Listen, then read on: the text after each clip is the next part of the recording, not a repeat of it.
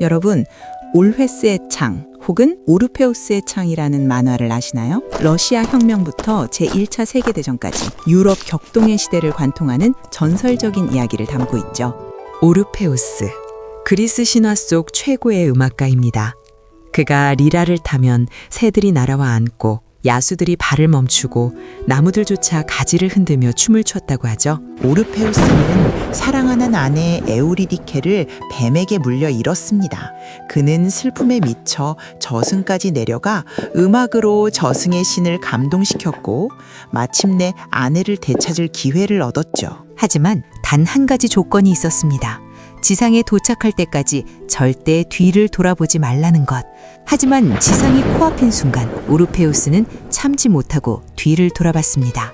정말 아내가 따라오고 있는지 확인하고 싶었던 거죠. 그 순간 에우리디케는 다시 저승으로 끌려갔고 오르페우스는 영원히 그녀를 잃어버렸습니다. 사랑했기에, 의심했기에, 확인하려 했기에 모든 것을 잃어버린 비극. 이 비극의 이름을 가진 만화가 올헤스의 창입니다. 그리고 그 만화 속에는 오르페우스보다 더 잔혹한 운명들이 기다리고 있죠. 1905년 피해 일요일 사건부터 1917년 10월 혁명까지 그 격동의 시대를 어떻게 전달할까 고민하다 문득 이 만화가 주었던 감동이 떠올랐어요. 새 인물의 이야기를 따라가다 보면 우리는 단순한 연표가 아니라 그 시대를 살았던 사람들의 숨결과 고뇌, 사랑과 배신, 혁명과 죽음을 훨씬 더 선명하게 마주하게 될 테니까요. 베르사유의 장미를 기억하신다면 이 이름도 낯설지 않을 겁니다. 같은 작가 이케다 리오코가 1975년부터 1981년까지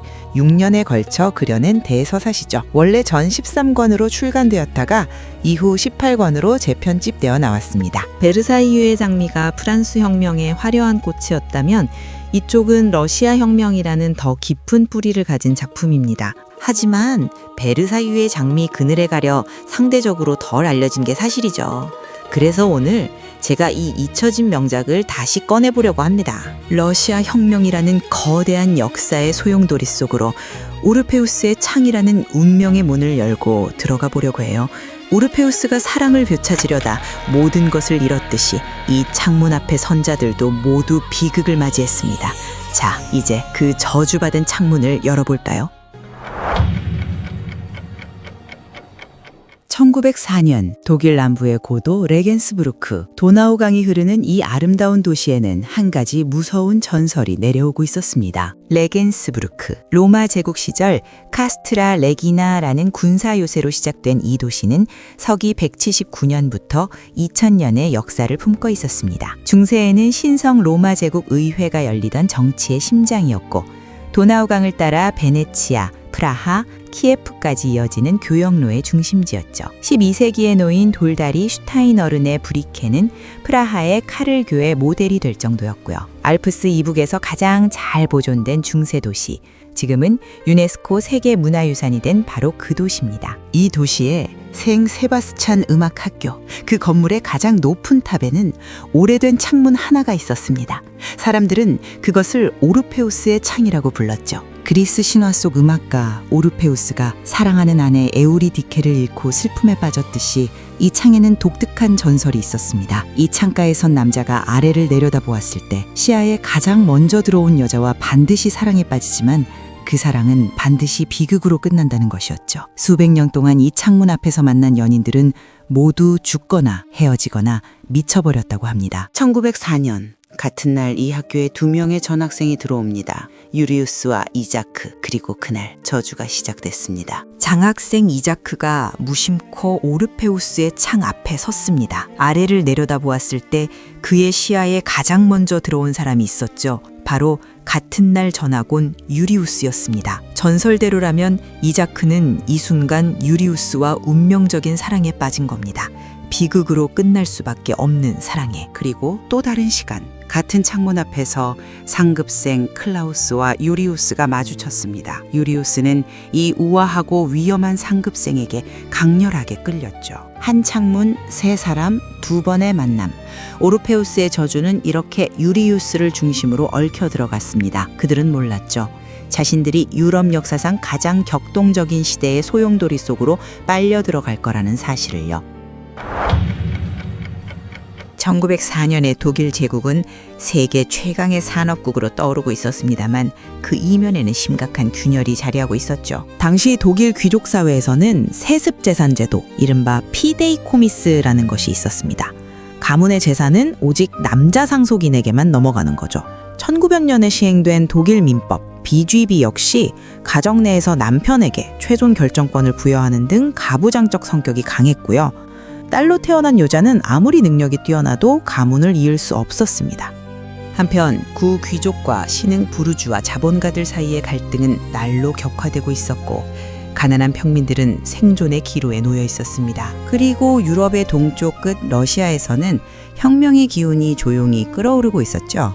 극동에서는 러시아와 일본이 전쟁 직전까지 치닫고 있었고 유럽의 지식인들 사이에서는 러시아 문제가 뜨거운 화두였습니다. 바로 이런 시대적 배경 속에서 우리의 새 주인공이 등장합니다. 첫 번째 주인공 유리우스 폰 아렌스마이아. 독일 명문 귀족 아렌스마이아 가문의 외아들이자 가문의 유일한 상속자입니다. 적어도 모두가 그렇게 알고 있죠. 하지만 유리우스에게는 절대 들켜서는 안 될 비밀이 있었습니다. 바로 여자로 태어났다는 것입니다. 유리우스의 어머니 레나테는 원래 아렌스마이아 백작의 정부였습니다. 유리우스를 임신했지만 버려졌죠. 그런데 본처가 죽고 아렌스마이아가의 남자 후계자가 태어나지 않자 레나테는 후처로 들어올 기회를 얻었습니다. 그때 레나테는 결단을 내렸습니다. 자신을 버린 남자에 대한 복수, 그리고 막대한 재산을 차지하기 위해 딸을 아들로 속이기로 한 겁니다. 출생신고부터 아들로 등록했고 어린 시절부터 남자 옷을 입히고 남자 이름으로 불렀으며 남자처럼 행동하도록 훈련시켰습니다. 만화적 설정이라고 생각하실 수도 있겠지만 이런 일은 실제 역사에서도 있었습니다. 당시 독일에서는 여성이 남성 복장을 하는 것 자체가 공공풍기문란으로 처벌받을 수 있었고요. 반대로 재산과 사회적 지위를 위해 성별을 속이는 일도 실제했죠. 실제로 1908년 독일에서는 성별과 다른 복장을 합법적으로 할 수 있는 트랜스베스티텐샤인이라는 허가증이 세계 최초로 발급됩니다. 성 정체성을 연구하던 성과학자 마그누스 히르시펠트가 주도한 건데요. 그만큼 당시 독일 사회에서 성별과 복장의 문제는 법적으로, 사회적으로 뜨거운 이슈였던 겁니다. 유리우스의 아버지 알프레트 폰 아렌스마이아는 죽는 순간까지 자신의 아들이 사실은 딸이라는 사실을 몰랐습니다. 이 비밀을 아는 사람은 단 2명, 어머니 레나테와 주치의 얀 선생뿐이었죠. 하지만 끔찍한 사건이 벌어졌습니다. 주치의 얀이 유리우스의 비밀을 이용해 레나테를 협박하기 시작한 겁니다. 거액의 돈을 요구했죠. 그런데 얀은 거기서 멈추지 않았습니다. 어느 날 밤 유리우스는 얀이 어머니를 협박하는 것을 넘어 폭행하려는 장면을 목격했습니다. 더 이상 참을 수 없던 유리우스는 책상에서 페이퍼 나이프를 집어들었고 얀의 등에 칼을 꽂았습니다. 소녀가 사람을 죽인 겁니다. 레나텔은 경악했지만 이미 엎질러진 물이었죠.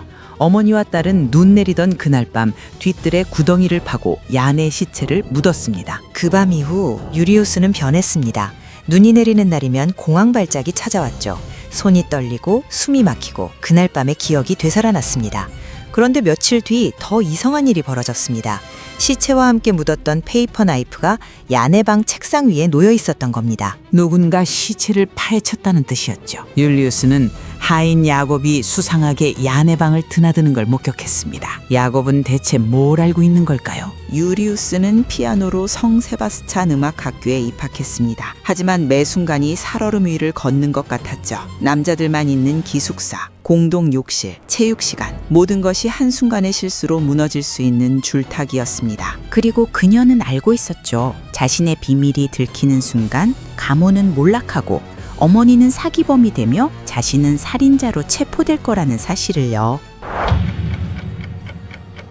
두 번째 주인공 클라우스, 아니 그의 진짜 이름은 알렉세이 미하일로프입니다. 겉으로는 독일 귀족 출신의 우아한 상급생이었지만 그의 진짜 정체는 러시아 혁명가였죠. 러시아 귀족 가문에서 태어났지만 형 드미트리는 차르 정권에 반대하다 처형당했고 알렉세이는 복수를 맹세하며 혁명 조직에 들어갔습니다.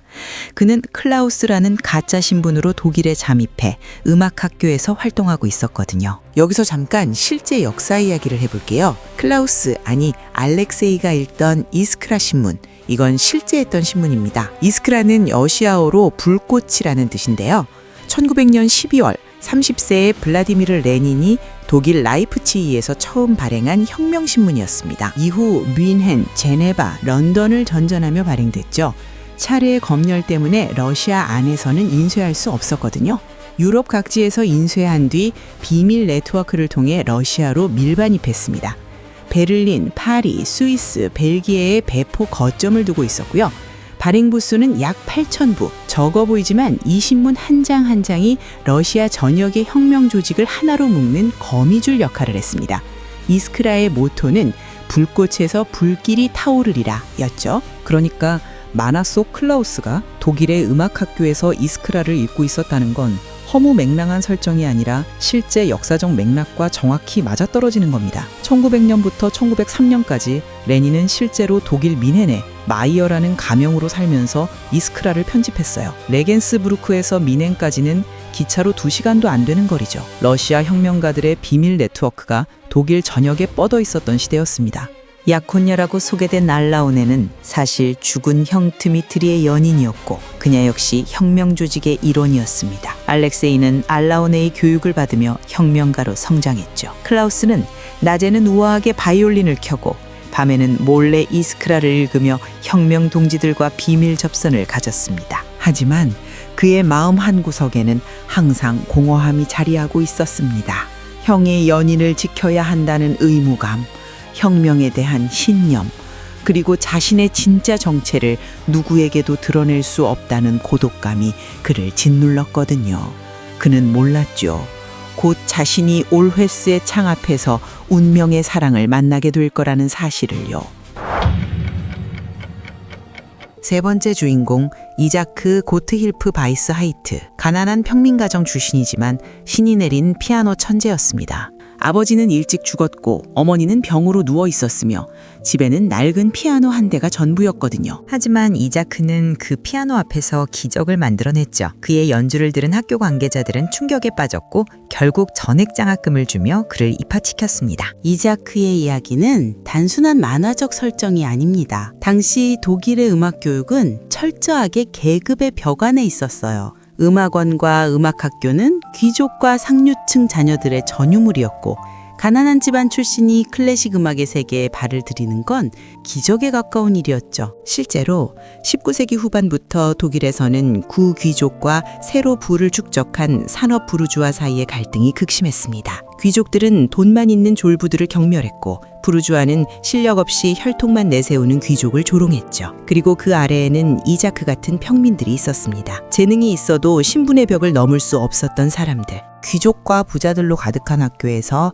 가난한 평민 출신인 그는 끊임없는 차별과 멸시를 받아야 했죠. 악보를 숨기고 거짓 소문을 퍼뜨리고 폭력까지. 재능으로는 이길 수 없으니 신분으로 짓밟으려는 거였습니다. 하지만 이자크는 굴하지 않았습니다. 그는 음악으로 모든 것을 증명하겠다고 다짐했으니까요. 그리고 그의 마음 한편에는 오르페우스의 창에서 처음 내려다본 그 사람 유리우스에 대한 감정이 조용히 자라나고 있었습니다. 유리우스는 클라우스에게 격렬한 사랑을 품게 됩니다. 그리고 이사크는 그 사실을 알게 되죠. 자신이 사랑하는 유리우스의 마음이 클라우스를 향해 있다는 것을. 이사크는 슬픔에 빠졌지만 마음을 다잡았습니다. 사랑을 이룰 수 없다면 적어도 유리우스의 가장 좋은 친구이자 이해자가 되겠다고요. 이쯤에서 배경을 좀 더 설명해야 할 것 같네요. 1904년 당시 유럽은 겉으로는 평화로워 보였지만 실제로는 폭발 직전이었습니다.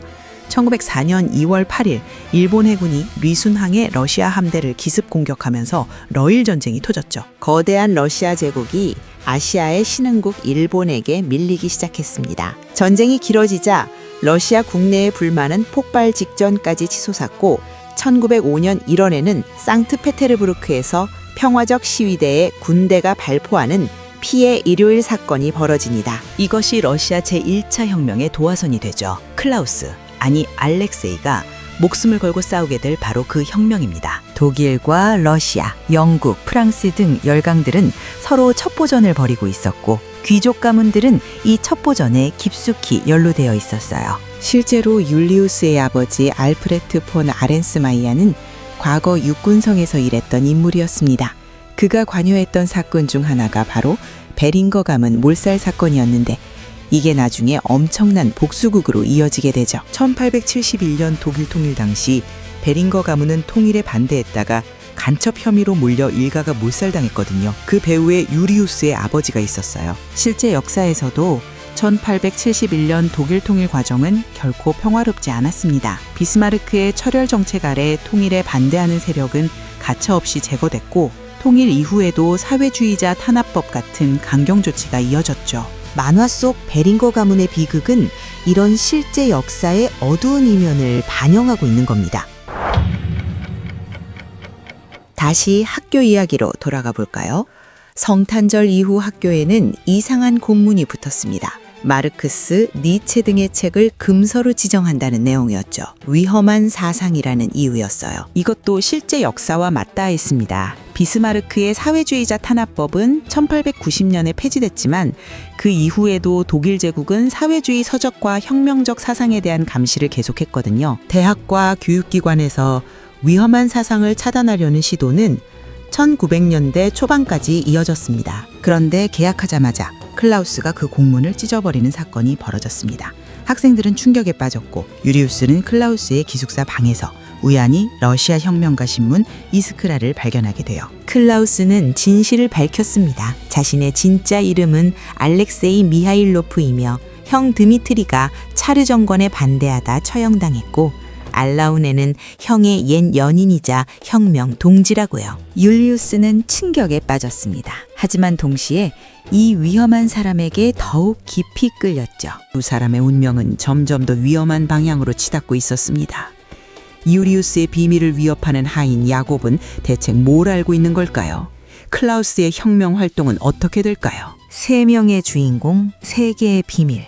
여자인 것을 숨긴 귀족, 가난을 딛고 올라서려는 천재, 혁명을 위해 모든 것을 버린 스파이, 그리고 그들 뒤로는 당시 유럽의 실제 역사가 거대한 파도처럼 밀려오고 있었습니다. 피데이코미스에 묶인 여성의 삶, 계급의 벽에 막힌 재능, 그리고 레닌의 이스크라로 연결된 혁명의 불꽃까지. 다음 편에서는 1905년 러시아에서 피해 일요일이 터지면서 이 세 사람의 운명은 돌이킬 수 없는 곳으로 향하게 되죠. 과연 세 청년의 운명은 어디로 향할까요? 올회스의 창 다음 편에서 뵙겠습니다.